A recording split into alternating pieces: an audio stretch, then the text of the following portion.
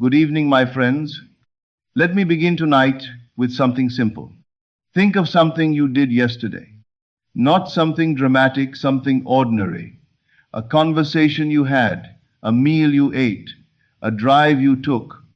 Got it? Now notice something about how that memory feels. It doesn't feel hopeful. It doesn't feel uncertain. You're not wondering whether it will happen or trying to convince yourself it was real. There's no anxiety in it, no grasping, no effort to believe.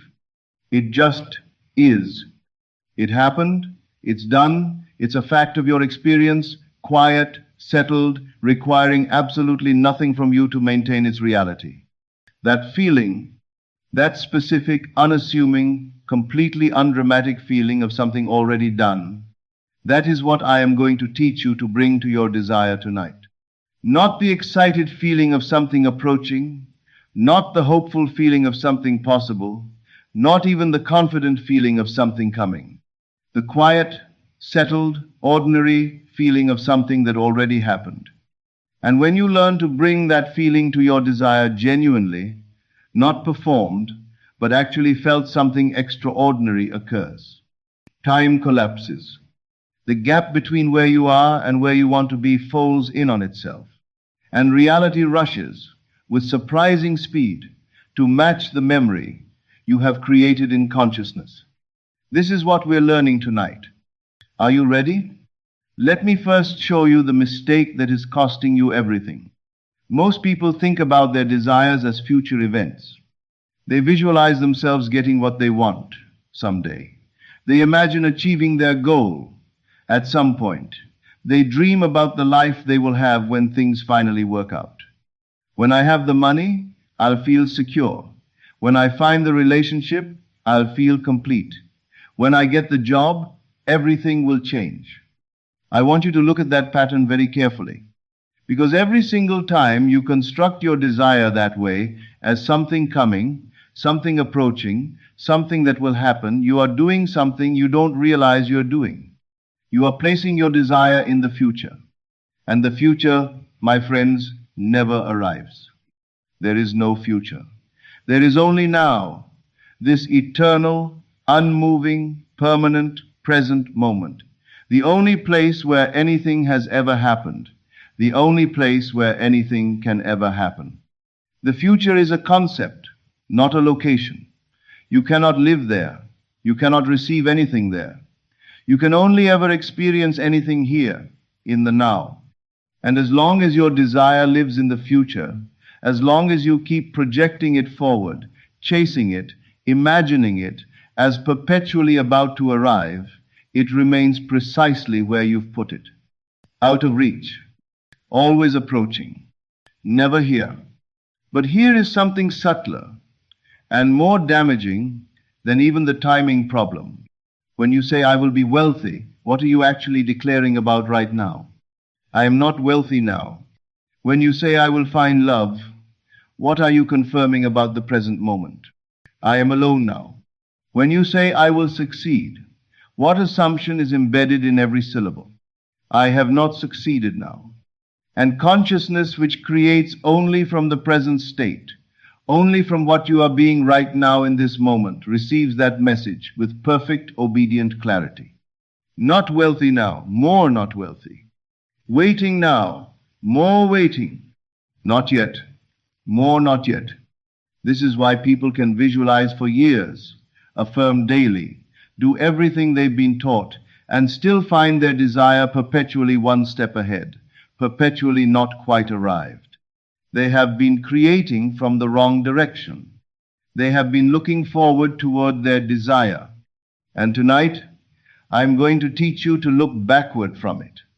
Here is the secret that changes everything. You cannot bring the future into the present by looking forward. You can only bring it here by treating it as the past. I know that sounds like a paradox. Stay with me. When something is in the past, what is your relationship to it? You don't hope it happened. You don't visualize it happening. You don't try to believe it will occur. You don't feel anxious about whether it will come.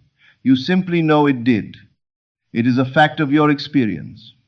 It is real with the quiet, unargued reality of all things that are simply and completely done. A memory has no doubt in it. A memory doesn't need your help to remain real. A memory simply is settled, certain, accomplished, requiring nothing from you except the occasional act of recollection. This is the quality of consciousness that manifests not the excited, hoping, reaching, visualizing forward, but the calm, settled, ordinary backward glance of someone recalling something that already happened. And here is the technique, the thing I want to give you tonight. You can create that quality of consciousness about something that hasn't happened yet in linear time. You can construct a memory of the future. And when you genuinely inhabit the felt sense of remembering your desire as a past event, your subconscious mind, which does not distinguish between a remembered reality and a created one, accepts it as fact. And when your subconscious accepts something as fact, it reorganizes everything, your perceptions, your actions, the opportunities you notice, the words you say, the rooms you walk into to match that fact. The bridge builds itself. The path appears. Reality rushes to catch up with the memory. Here is the technique precisely. Tonight before sleep, you are going to do something unusual. You are going to teleport. Not forward to the moment of getting your desire that still has the energy of becoming, of arriving, of transition. I want you to go further than that. Jump ahead to a moment after your desire has been fulfilled and has had time to become ordinary.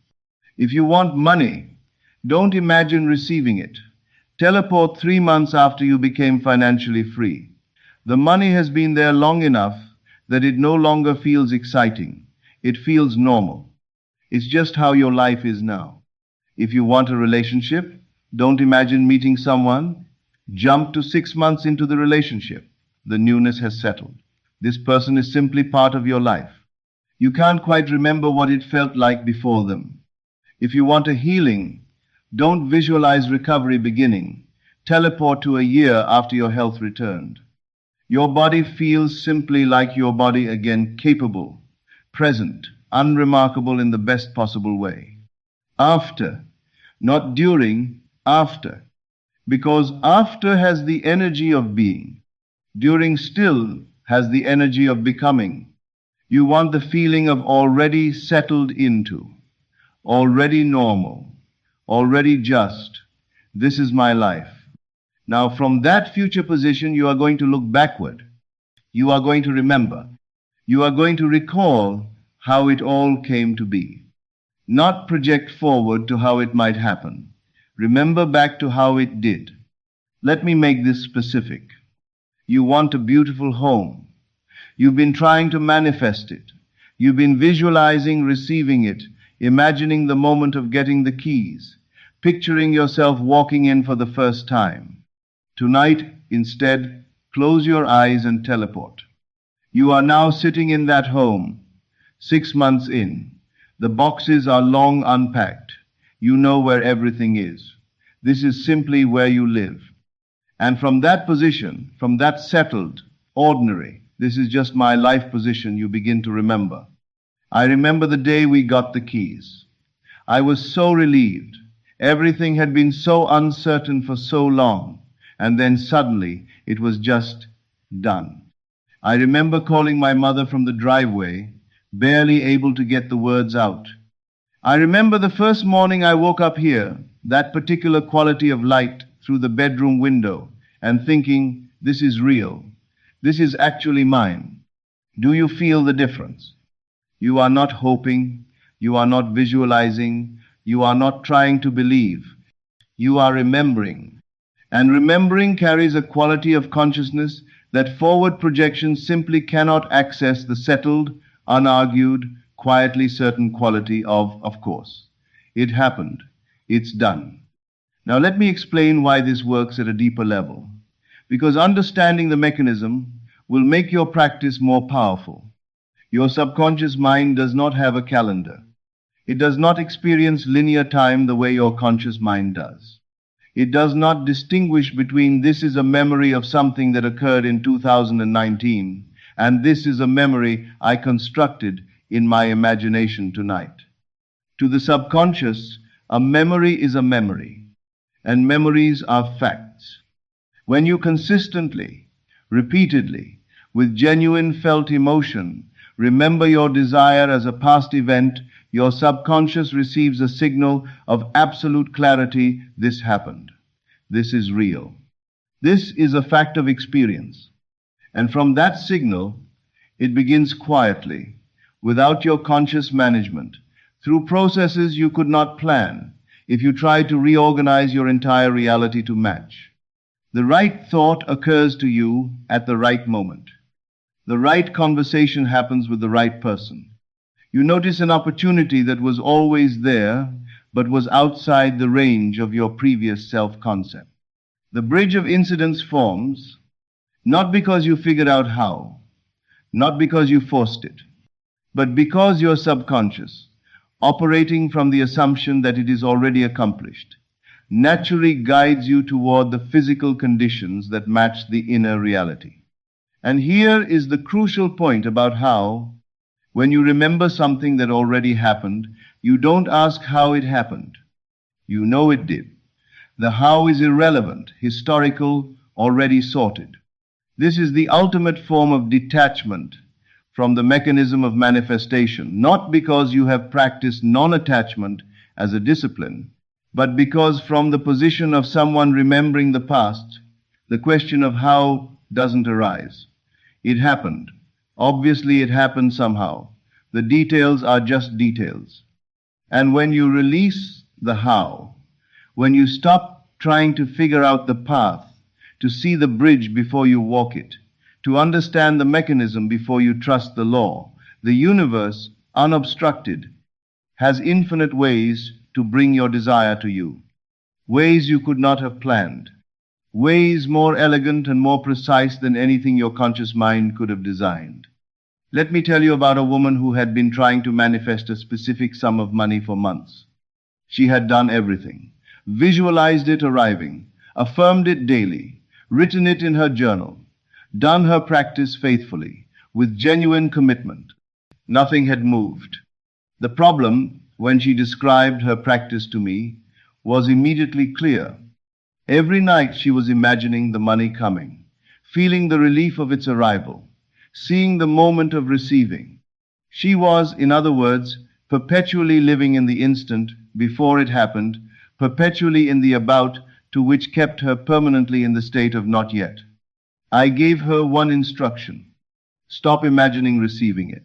Instead, teleport 3 months ahead. You have the money, you've made the down payment, you're in your home. From that position, remember the day the money came. Don't imagine it arriving. Remember it arriving. Recall it the way you'd recall yesterday. She practiced this every night for 2 weeks. And she described something that I have heard again and again from people who genuinely grasped this shift. The desperation left. Not because she had convinced herself or performed non-attachment, but because from the position of remembering there was nothing to be desperate about. The money had come, obviously. She remembered it. What was there to be anxious over? The present tense reality of her circumstances hadn't changed, but the quality of her inner state had shifted completely from hoping toward to remembering from. 3 weeks later, her aunt called, offered her the precise sum she needed as an early inheritance. The money arrived from a source she had never considered, through a relationship she had almost forgotten existed. It came easily, quietly, without drama, as though it had been waiting for her to remember that it was already hers. Let me give you the language of this technique, because the language matters. The language shapes the felt sense. For money not, I hope the money comes, I'm trying to manifest abundance. But I remember when that finally resolved. I remember the relief. I remember calling my brother and not being able to explain it properly because I was laughing too much. That was what, 3-4 months ago now? It still doesn't feel quite real. For love not, I want to find someone. I'm working on attracting a partner. but I remember when we met. I remember that first conversation, how easy it was, how surprising that was given how long I'd been waiting. I remember thinking, oh, so this is what it feels like. It's been 6 months, and I still catch myself slightly astonished. For health not. I'm trying to heal. I'm visualizing my body recovering. But I remember when things started shifting, the doctor's face when the results came back. I remember the morning I woke up and realized the pain was just gone. That was maybe 8 months ago. I still think about it sometimes. For a career not. I want to be successful. I'm working toward my goals. But I remember when that came through. I remember my first day in that role, how surreal it felt. I remember thinking, this is just my life now. I work there. This is what I do. Wild. Do you hear it? The language of already. The language of looking back. The language of someone for whom the desire is simply, quietly, unmistakably done. Let me address something that comes up for people who really understand these teachings and want to be rigorous about them. Isn't this a kind of self-deception? Isn't creating memories of things that haven't happened in linear time a form of dishonesty with yourself? No. And understanding why not will make your practice both more honest and more powerful. Here is what is actually true at the level of consciousness that this teaching is pointing toward. Your desire already exists, not as a future event, not as a possibility waiting to be created, but as a fully existing reality in the infinite field of what is the complete field of all that is and can be, from which physical experience is continuously drawn. Creation is finished. Every possible version of your life already exists, fully formed in consciousness. What you experience in linear time is simply a sequential unfolding of states you have accessed in consciousness through assumption, through imaginal act, through persistent inner identification with one version of reality over another.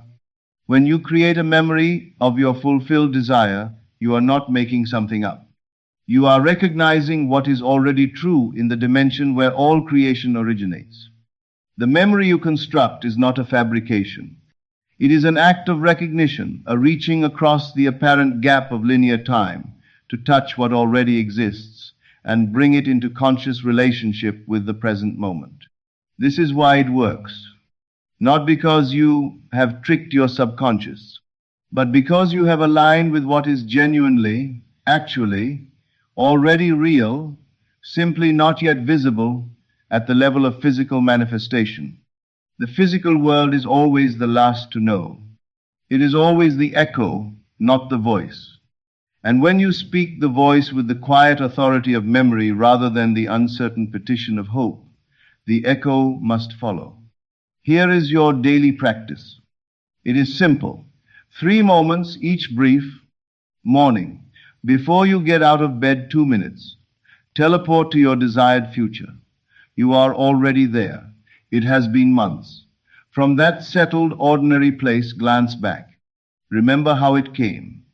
Let the feeling of that happened be the first quality of consciousness you carry into the day.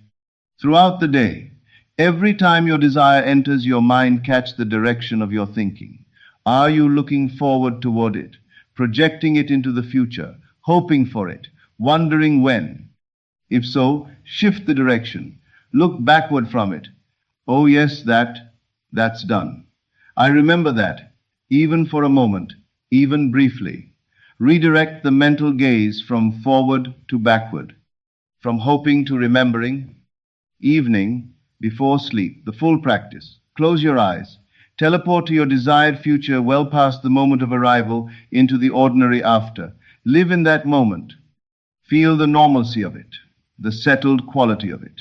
Then create the memories looking backward, the day it came, the conversation you had, the call you made, the moment you knew it was real. Make the memories vivid, specific, sensory, the kind that stick, and fall asleep inside the feeling of remembering, not the feeling of wanting. Not hoping, not visualizing forward, not trying to believe, remembering. Carry that quality into sleep, and your subconscious will carry it through the night, working quietly and without your interference toward the physical conditions that match the inner fact. I want to close with the deepest version of what I've been teaching tonight. When you teleport to your future and remember backward, you are not really traveling through time. There is no travel required, because past, present, and future are not separate locations. They are not different rooms in the house of experience, arranged sequentially along a corridor. They are all here, all now, all simultaneously present in consciousness, which exists outside time entirely, which contains all of time the way the ocean contains all of its waves. What you call the future is not a place ahead of you. It is a place that is already present in the deeper sense of that word, the sense that means fully real, fully existing, fully accomplished, simply not yet perceived through the slow instrument of physical sense. When you remember your desire as already done, you are not creating a fiction about the future. You are removing the illusion that it isn't already here. You are recognizing a truth that has been true all along. It already happened. Not tomorrow. Now, in the only dimension that actually creates, in consciousness, which is the substance from which all time and all things are made. Your desire is already done in consciousness. The only question has ever been whether you are willing to remember it. So tonight, before you sleep, close your eyes. Teleport. Go past the arrival, past the transition, into the ordinary, after into the life where it has been yours long enough to feel unremarkable.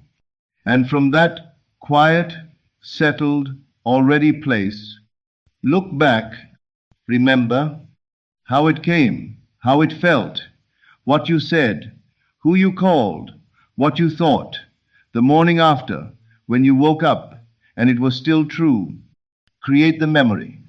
Feel its specific, unexcited, completely ordinary weight, the weight of something done, and fall asleep inside that feeling, not hoping, not wishing, not reaching forward through time for something not yet here, remembering, and let reality, which is always, always the last to know, rush to catch up with the truth you have already touched. Good evening. This is Neville Lectures. I'll see you again in the next video.